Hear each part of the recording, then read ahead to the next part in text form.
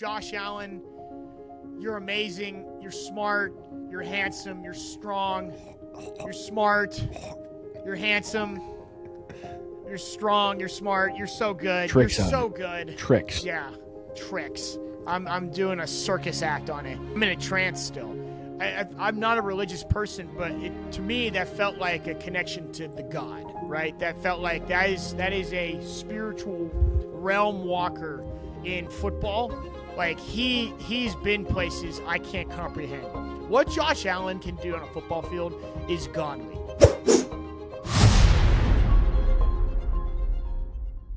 If I could break a table right now and break my back on it, I would. That's just the commitment I'm ready to give Bills Mafia. Because there's no Mahomes in his way anymore. Like, this is a sure shot for him at this point. Yeah, and we were calling that out. We said it was probably going to come down to be the Chiefs and them, and then they don't really – they ruined their season, but now that they're out of the way. Wrong about that. Well, yeah. Sometimes dead wrong. We can't bet 1,000. Can't bet 1,000. I know. But anyways, yeah, Bills Mafia, if I could give you a great big wet kiss, I would. Symbolically, of course, because that's a lot of people I don't want to kiss. That also seems a little inappropriate. But you'll see in the power rankings, the Bills are top 4. And by the way, any one of these 4 teams can win the Super Bowl. So it's not like a diss at all. Any one of these teams can and likely will win the Super Bowl. So congratulations, Bills Mafia. I'm sure you're fired up. You also just showed to us that the Patriots probably a little ahead of their skis. Probably not there yet. Really cool team. Great team. Really cool things. Really cool things. But I think we would give the Patriots a lot more slack, too, because they came out of the gate hot. Everyone thought that game was over and done with before the half even ended. I mean, you're up 21. And then Josh Allen comes out and lays his nuts on the table. That gives way more credit to Josh and a lot less credit to the Pats. I don't feel bad for the Patriots at all. Like, I was waiting for somebody to dethrone them because it just feels a little unfair that things turned around for them so quickly. Like, they have their guy. Yeah. Dude, like, I'm sure you're fired up to see the Bills beat the Patriots. I love it. I love it. I mean, if anybody's going to win from the AFC East, it better not be the Pats. Right. Yeah.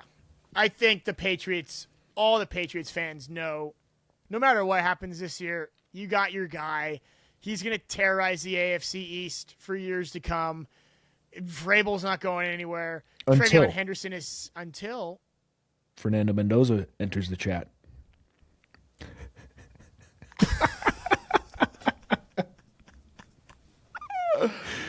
It's actually funny for me because we talked about this yesterday. He won't be a Jet for long if he is a Jet. Yeah, I know. No. Like, he'll be a Jet for 2 years. Yeah. If there's anybody, though, I will give it to him. If there's anybody who can handle it, I think it's him. I think he's just a loving trains type of guy, Yeah. Who can just take all the media.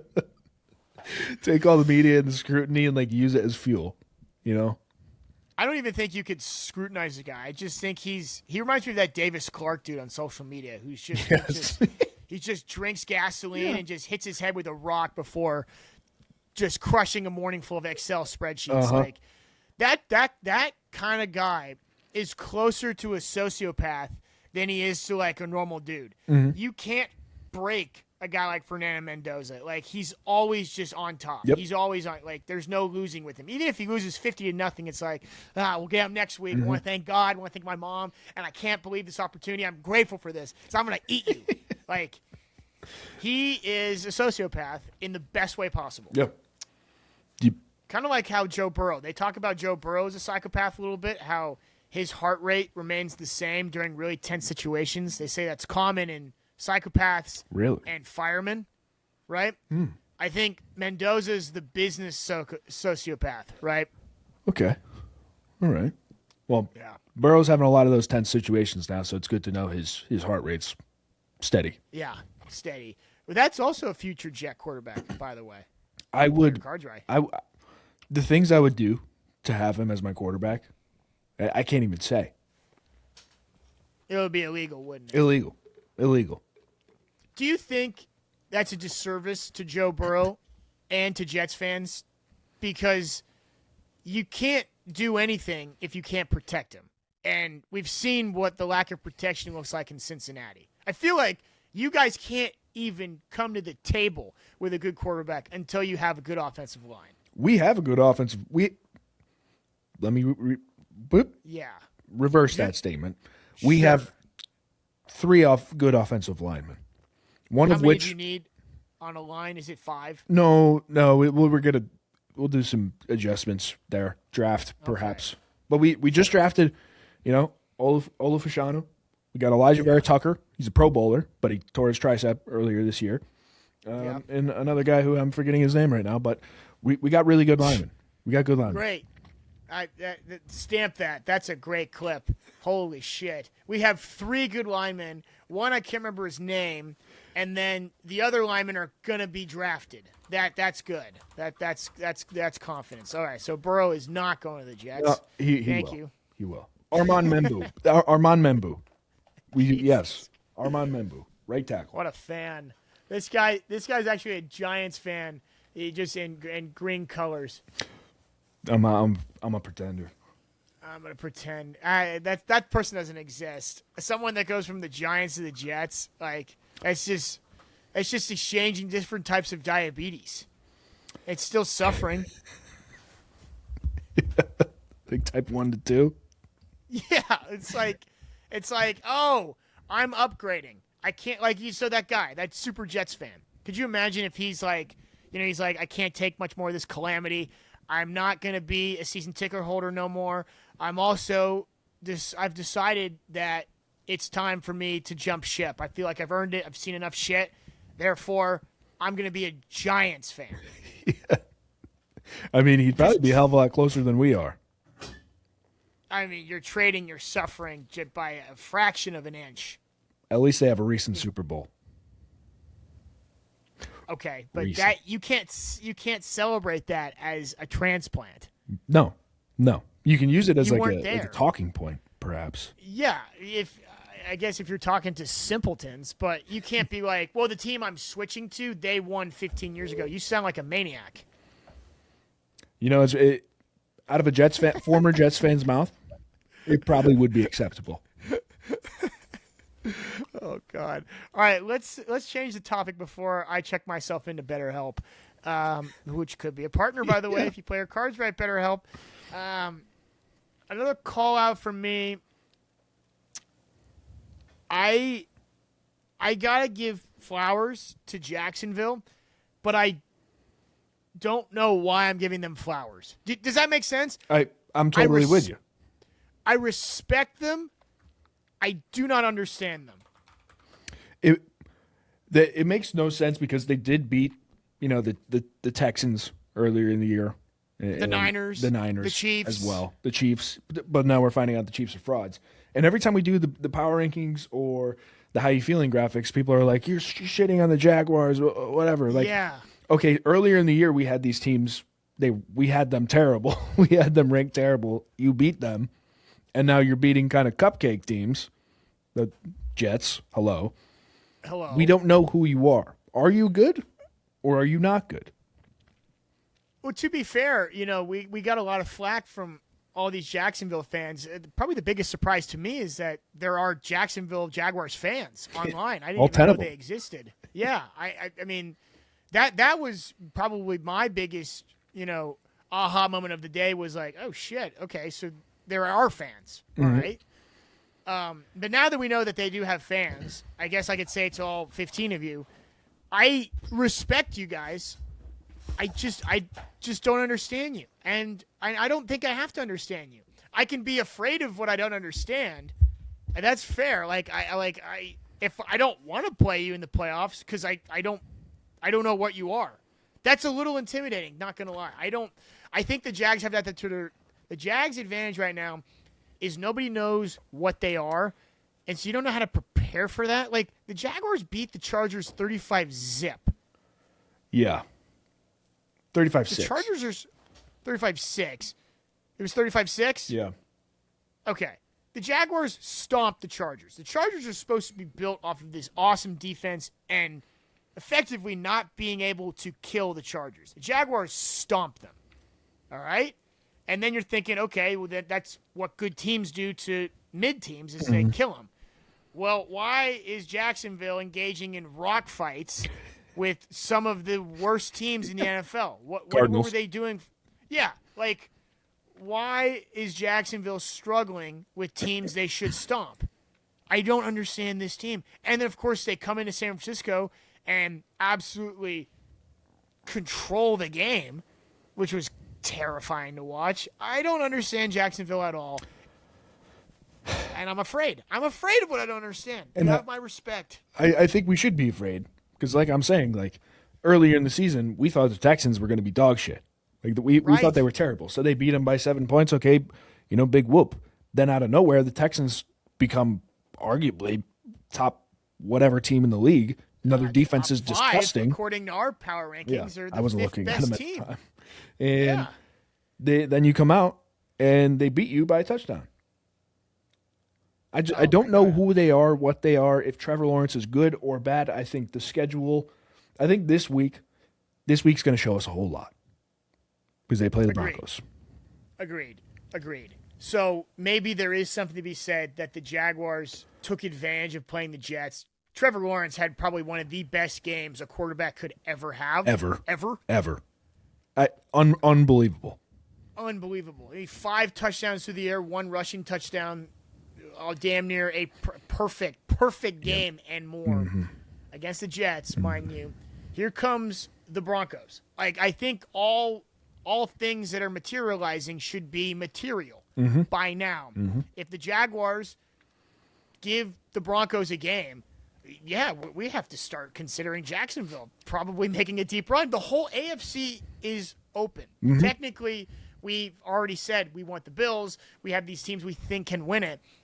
But at the end of the day, there's no guarantee anymore now that the Chiefs are gone. You don't have to think to yourself, okay, but when you play Kansas City, that's out. You just have pure ethical football left. And I love it. I love it.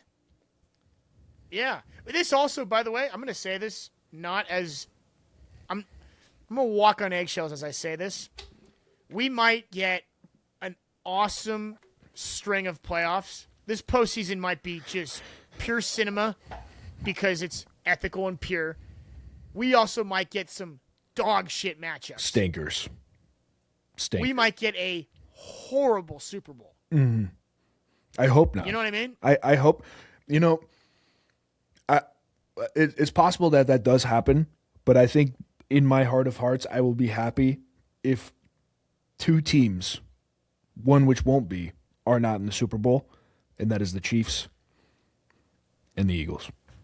I was just going to say, a very realistic Super Bowl could be Philadelphia Eagles versus the Jacksonville Jaguars.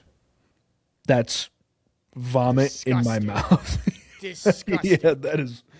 Oh my God. I mean, that's super possible. I don't see anybody in the NFC going through the NFC West winner. Personally. That's my point. That's where I was. I'm putting a lot of my chips in that little pocket of 3. Rams, Seahawks, Niners. One of those teams is going to be in the Super Bowl just because of the way the 1 seed works. One of those teams is taking the 1 seed, and any one of those teams will probably use the 1 seed perfectly, right? I mean, the Rams, that's a team that is kind of hurt right now, and if they cool off and they miss the 1 seed, they're in trouble. If the Rams have the 1 seed, that extra bye week is huge for guys like Devontae, Puka, Stafford, all these guys. You give them an inch, they'll take you a mile. I don't want to give the Rams the 1 seed because they probably won't give it up. They're going all the way. Yep. If you give Seattle the 1 seed, you're giving them home field advantage throughout. Seattle's probably the toughest place to play in football. You cannot hear anything. That defense is unbelievable. And if Sam Darnold just shows up and wipes the diarrhea from his leg running down his shorts, which he's been having a little bit, I think that late game field goal against the Colts, him leading that drive, that was probably their season. I know that sounds super dramatic, and obviously, they won, so it's like, well, okay, well, hypothetically, yes, but who cares? If the Colts would have beaten the Seahawks in that game, do you know what kind of confidence vacuum gets sucked out of Seattle losing to 44-year-old grandfather Phillip Rivers because your quarterback, who's 20 years younger, couldn't get it done? Yeah, I agree with that, but I'm not hopeful. You got no film on Rivers, right? No film. Well, yes, you do. You have everyone from 5 years ago. you have the film that we've seen our entire lives, and that he's not getting any younger. What is he going to pull this beautiful 50-yard deep ball out of his ass? You don't know. He couldn't throw downfield. You don't know. He's just doing dump offs all game. Yep. Well, maybe he was tricking you. Maybe. Ever think about that? What would be the saddest thing ever is if Phillip Rivers looks 15 years younger against my Niners on Monday Night Football, and that knocks us out of the 1 seed. Phillip Rivers. That would be a bummer. It sure would.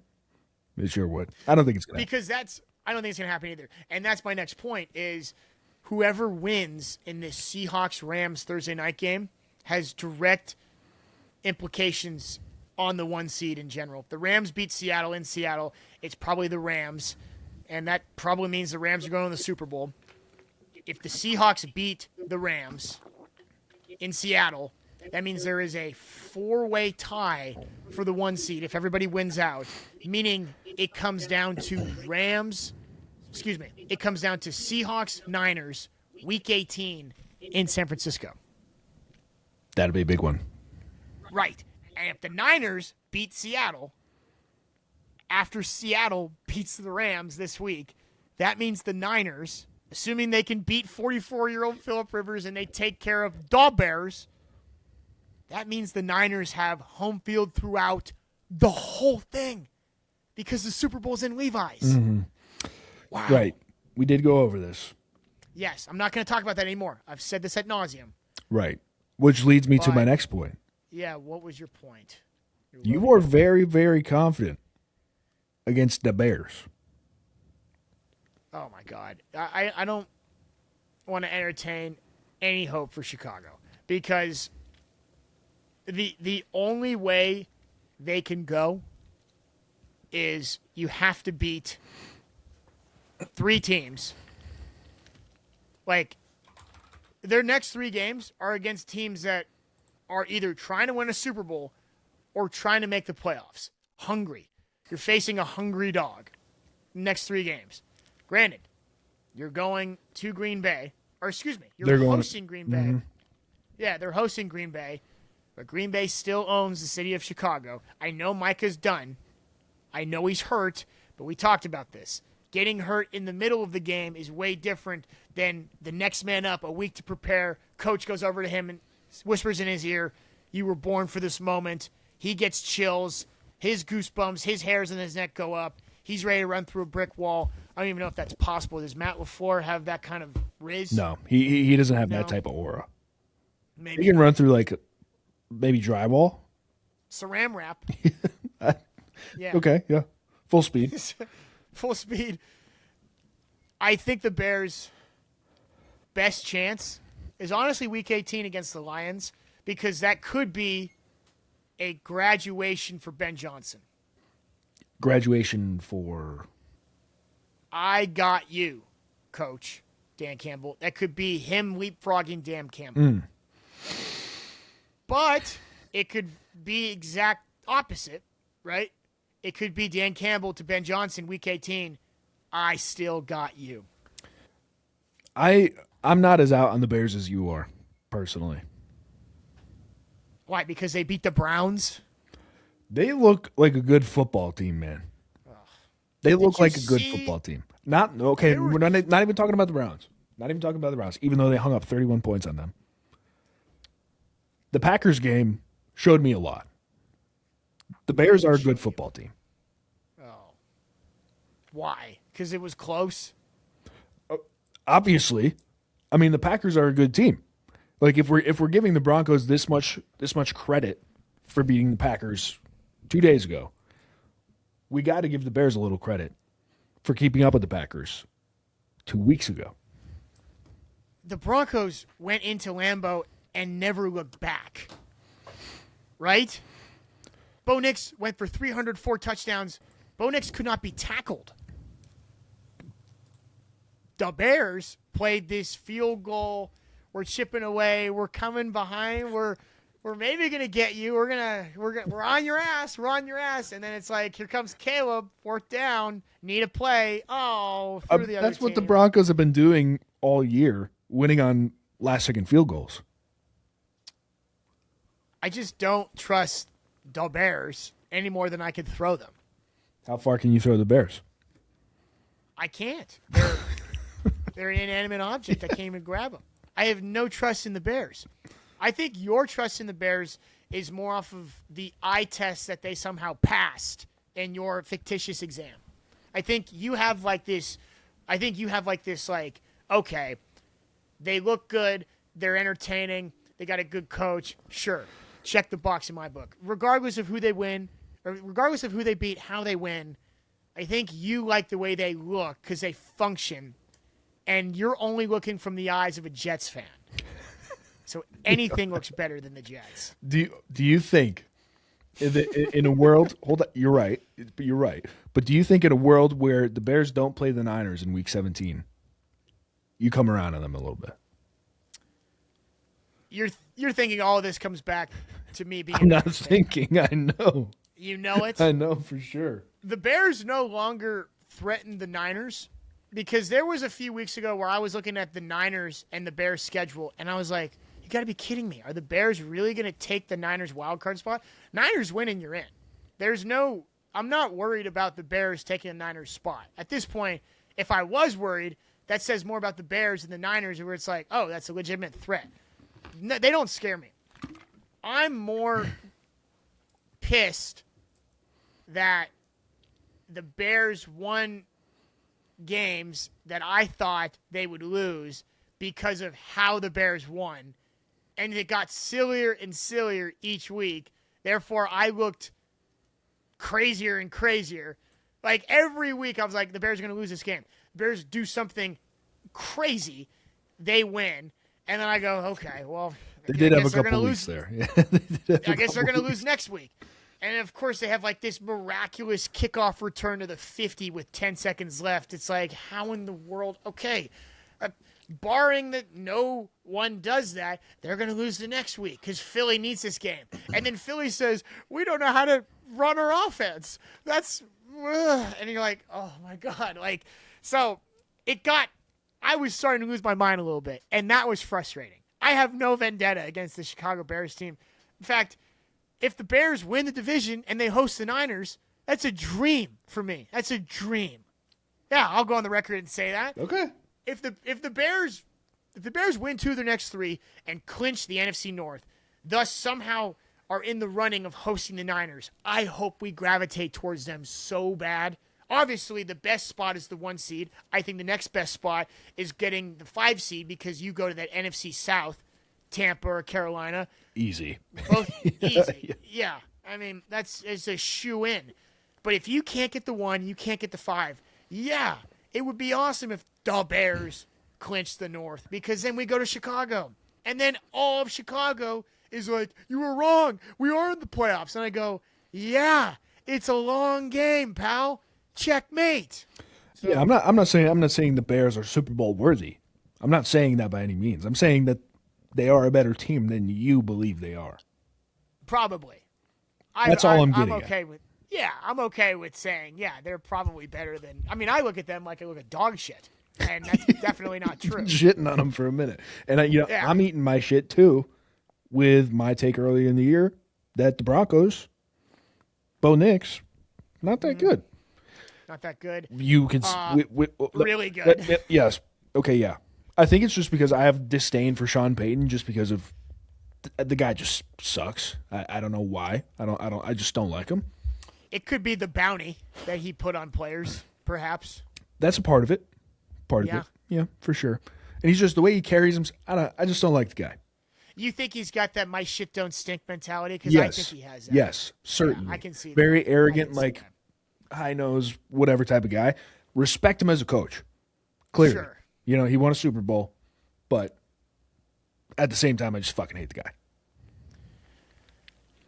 You know, I think my thing with Sean Payton and the Broncos, and this actually goes in his favor, I don't like how he just came in and thought to himself, well, I'm going to get Russell Wilson out of here. I'm going to correct this shit team. And I'm going to make it work with Bo Nix. And I think at the time I just thought, what an arrogant dude that think that you know better. Russell Wilson is an MVP. Russell Wilson's the best. You think you're going to put this Oregon rookie in here? And, of course, it was the right play, and he was dead right. Yeah. And we were also dead wrong about Russell Wilson, who is really just taking a slide. Yeah. And I guess Bo Nix, who I saw plenty of Bo Nix games in college, Bo Nix is so good. Like, he's unbelievably shifty in the pocket. He's got this huge arm. He doesn't make that many mistakes, and he's craftier than shit. And that is, he reminds me of Brock Purdy. He reminds me a lot of Brock Purdy. You know, at the time I made that video, yeah, there was a lot going on with Bo. He wasn't looking great. He really wasn't. But then, of course, he must have seen the video, and he was like, fuck this guy. You know what I'm going to do? I'm going to drop my dick on the table, and I'm going to play insane. I was right there with you. I mean, we both, every week, were checking in, being like, don't worry, the Chiefs got him. The Chiefs will handle him. The Chiefs will take care of this. We actually looked at Mahomes and the Chiefs as a savior for our stupid takes. Mm-hmm. And, boy, they let us down. Yep. So, yeah, I've made my peace with Denver a long time ago. I'm also a friend of Denver as a Nikola Jokic connoisseur impersonator. I had no means to go to war with the Rocky Mountains. That was sort of more of your fight, that I was just backing you up as a good friend. My fight is still with Chicago, and it seems like now you're sort of jumping off that, and you're going to join. But I was in agreement with you. I was in agreement with you until the last few weeks, until actually they beat the Steelers and the Eagles back to back, and that's when I walked the plank and I hopped off the ship. But again, I don't think they beat Mason Rudolph. They beat Mason Rudolph barely because the Steelers couldn't get a goddamn play at the end of the game. I mean, everything lined up for the Bears. You know, if Aaron Rodgers is going to Chicago, you know how important that game would be for Aaron Rodgers. But it wasn't that way. I know, and that's the way it is, and the way it is was so fucking frustrating because you look at the schedule and you go, okay, well, that's a loss, and that's a loss. And it's like the Eagles, surely they're not going to lose to the Bears after they just blew a 21-point lead against the Cowboys. And I guess, you know what's frustrating about the Bears? The Bears, me being wrong about the Bears, I'm going to close the loop right here because I'm sure you're tired of it. I know our viewers are tired of it. Being wrong about the Bears each week I was wrong was more symbolic of, I guess we just don't know ball. You know? Yeah. Is my frustration with Chicago really because I hate this team? No. I like Caleb Williams. I like Ben Johnson. I like DJ Moore. Rome Odunze's pretty sick. What's not to like about a good old Chicago Bears defense? The fans are great. They've been through a lot. They're not really that annoying. I mean, they are when they win, but the Bears don't win that much, so you don't really hear from them except for this year. I don't really have a problem with Chicago. I guess I was more frustrated that I was so wrong each week, and I was like, okay, now they're going to lose because my reasoning says so. Well, my reasoning was shit each week. I think I was more at war with my own demons about not knowing ball than going to war with dull Bears. I still think the Bears are not going to make the playoffs. Who am I kidding? It's so fun. I think if they win, you thought I had a learning moment, didn't you? You thought I learned. I thought you did. I thought you were gonna be reasonable. Cue the music. The music was happy. Cut it. Yep. Scratch. Record scratch. I think last thing I'll say on the Bears, then I'll shut the fuck up about it. If they beat the Packers this weekend, you should be scared. Well, no, I can be wrong, but I'm still not scared of them. I'm saying scared to lose the game. The Niners. You think? We'll talk about that next week. I have much to say about that. We'd be on here for 3 hours. Yeah, you would have opened up another 2.5 hours that we can't close. Let's see. Our final call out. This is obvious. So we said the Steelers would lose to Miami. And again, we said it has nothing to do with Miami. It was just the Steelers have this universal tendency to gravitate towards 9-8 because that's just physics. The Steelers looked amazing. Yep. And I also, as I was watching that game, I just felt so bad for Dolphins fans because I hope I didn't get anybody hope in Miami. You still have a long ways to go. I don't even know what you do with Tua. I don't even know what you do with McDaniels. I don't know throw him in the Biscayne Bay. I guess, but and then what? You bring in some other schmuck who comes in, and then what do you do with Tua then? Like, I guess my thing is, I was looking at highlights the other night of 2023 Miami Dolphins when they beat the Broncos 70-20. Yeah. And it's, Jesus Christ. Those 2 years feel like a lifetime, man. I would be so sad if I was a Miami Dolphins fan because you probably thought, hey, we're just 2 pieces away on defense from being this complete team. Like a complete team. And you just, oh, man, you missed the window. And it closed quickly. So, I'm not talking about the Dolphins, but if you look at the remaining games for the Steelers, next week they go to Detroit, right? Yep. L.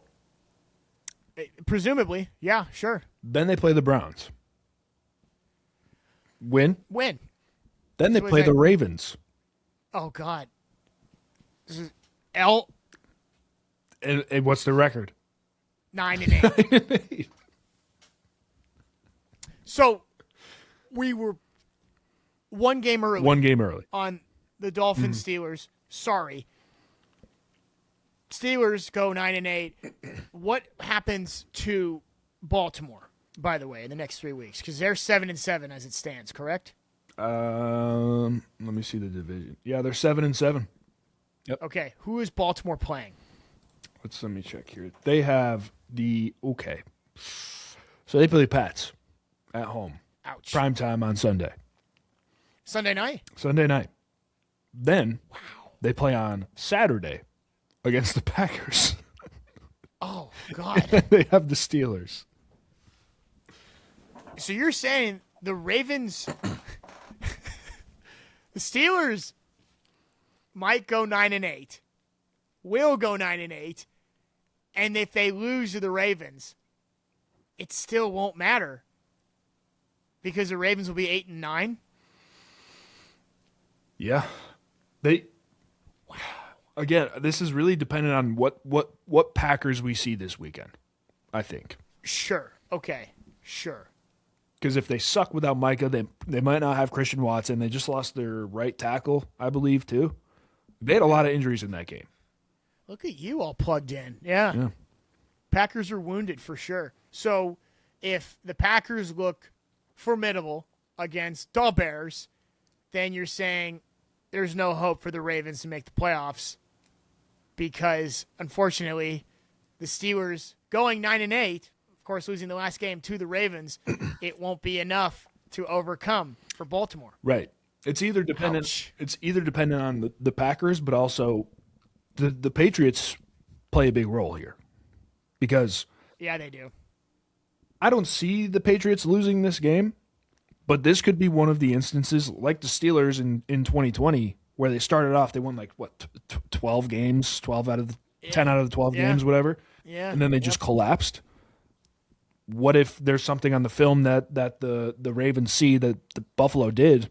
Ravens do that all game, end up beating the Pats. I don't see it happening, but hypothetically. I mean, Lamar can run and throw much like Josh Allen. Here's a guy. here's a guy, I really think if the Patriots lose this game, it says more about them collapsing than anything else. How about this? Here's what's really sad. The Ravens might have to win out to make the playoffs. Mm-hmm. So they'll be 10-7 because we know the Steelers will be 9-8. I mean, it's looking pretty probable, dude. So long as the Ravens are still in contention going into Week 18 and they have something to play for, I think they win that game. So that means the Ravens have to, I guess, win. Okay. Ravens need to win one of their next 2 games before going into Week 18 because then the Ravens and the Steelers are both 9-8, and then whoever wins that game, of course, takes the tiebreaker. It'll mean something. Oh, my God. The Ravens have a 40% chance to make the playoffs right now. I know, because they're assuming that the Steelers are going to go 9-8, and that means it's, can you win? Can you just go 2 of 3? And we'll see. We'll have to see. Holy shit. Okay, so to wrap this up with a bow, you might notice the Steelers are number 14 on our power rankings spot, but that is really just a spiritual 16. Mm-hmm. Yeah, we had to do it for the graphic, or else Steelers fans would be all over us. But if you're watching this, for those of you who are watching this, you know that they will always be 16 in our hearts. Yeah, and I think that's super fair too. I think we're literally going to see the Steelers finish 9-8, and whether they make the playoffs or miss it is contingent upon the Ravens. Therefore, you are precisely mid if you're dependent on other teams. Yeah, I think that little lock that they're trapped in, you can make that sort of light shadow, like a spiritual aura this week. You know they belong in 16. You're 14 right now, but you'll always be 16 in our hearts. Mm-hmm. It's brilliant. Exactly. All right. Well, that's enough about the NFL. We're going to close on this little thought exercise just because 'tis the season. Evan, do me a favor, Evan. I want you to close your eyes, okay? It's mid to late December. You're in your living room. Mm-hmm. What's happening? Probably at a family party, eating a bunch of food. Okay. Uh-huh. What else? We're watching sports on the TV, of course. What sport are you watching on TV? But most likely a bowl game. Bingo. Folks, it is a tradition every year. Every single December, January, we're caught in this. We don't know what day it is. We're not sure how many more days of Christmas partying we have, or if we're in between Christmas and New Year's. We don't know why we're eating. We know we just have to eat. And no matter what's happening, there's a bowl game on TV. You could be discussing politics, getting a divorce, having intervention, rehab talks. It could be just an absolute collapse of your family. Whatever is happening in your family, there's a bowl game on TV. And that's tradition. Mm-hmm. Because no matter who's playing in a bowl game, it doesn't matter that Notre Dame and all these teams are opting out because they feel it's not worth it. That doesn't matter. Bowl games are just as traditional as the seasons. As the leaves turn, a bowl game is a brewing. I have to say, bowl games are special no matter who's playing, but they just got even better because WonderFan gives you rewards just for watching bowl games. It's never mattered who's playing in the bowl games. Christ, we're getting new bowl games every year. Some are going away. Some now are sacrificing mascots. It's all awesome. But the experience is only enhanced with WonderFan because every bowl game is now worth something just by you watching. Some are worth a lot more than others, depending on the game, depending on the day of the week. After all, every Wednesday, if there's a bowl game, they're worth triple thanks to Wonder Wednesday. 'Tis the season to go bowling. Fa la la la la la la la. Bowl season starts today. All bowl games are worth double on WonderFan. Happy holidays from WonderFan. Happy holidays. Start earning. Download the app.